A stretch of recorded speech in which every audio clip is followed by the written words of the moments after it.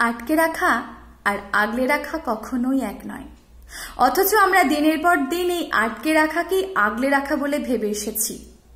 আগলে রাখার জন্য কোনো অজুহাত লাগে না, কিন্তু আটকে রাখার জন্য আগলে রাখার মিথ্যে অজুহাত লাগে।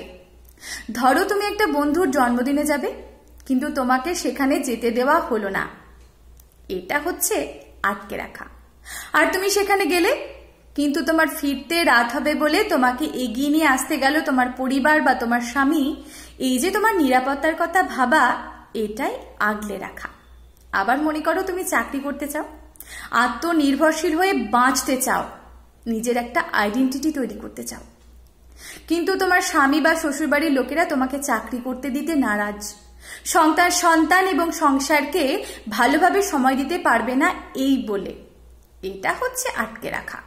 আর যদি তোমার স্বামীর পাশাপাশি নিজেও চাকরি করো, দিন শেষে ঘরে ফিরে স্বামীর সাথে একসাথে সংসার সামলাও, রাতের খাবার তৈরি করো, তোমার না থাকা সময়টুকুতে সন্তানকে দেখাশোনার উপযুক্ত ব্যবস্থা রাখো, এবং তা নিয়ে যদি তোমার স্বামী অভিযোগ না করে, সেটাই আগলে রাখা। তুমি দূরে কোথাও ঘুরতে যাবে, কিন্তু তোমার স্বামী তার সাথে ছাড়া অন্য কারোর সাথে ঘুরতে যাওয়ার অনুমতি দিচ্ছে না, এটা আটকে রাখা। এদিকে তুমি ঘুরতে গেলে কোন গ্রুপের সাথে? সাথে হয়তো তোমার স্বামী যেতে পারেনি, কিন্তু তোমার নিরাপত্তার কথা ভেবে কাদের সাথে ঘুরতে যাচ্ছ, কোথায় যাচ্ছ, কোন হোটেলে উঠছো, এসব খবর রাখে, কিংবা বাসের নাম্বার টুকে রাখে। ঘুরতে গিয়ে ঠিকমতো খাওয়া দাওয়া করছো কিনা, কেমন আনন্দ করছো, বারবার ফোন করে খবর নেয়। সেটা হচ্ছে আগলে রাখা। ধরো বিয়ের পর তোমার কোনো বন্ধু বা কাজিনদের সাথে যোগাযোগ রাখতে দিল না, তাদের সাথে কথা বললে সংসারে মন দিতে পারবে না এই অজুহাতে। এটা হলো আটকে রাখা।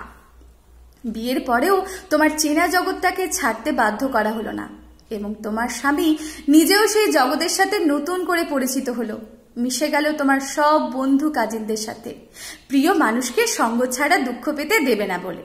এই যে তোমার জগৎটায় তার বাধা না দেওয়া, এটা হচ্ছে আগলে রাখা।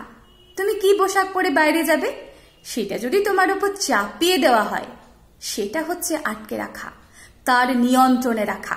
কিন্তু তুমি বাইরে যাবার পর ফোন করে যদি সে বলে ওড়নাটা ভালোভাবে গায়ের সাথে জড়িয়ে নিও, যাতে রিকশায় আটকে কোনোভাবে দুর্ঘটনা না ঘটে, কিংবা যদি বলে তুমি যে পোশাক পরে কমফোর্টেবল ফিল করবে সেটাই পরবে।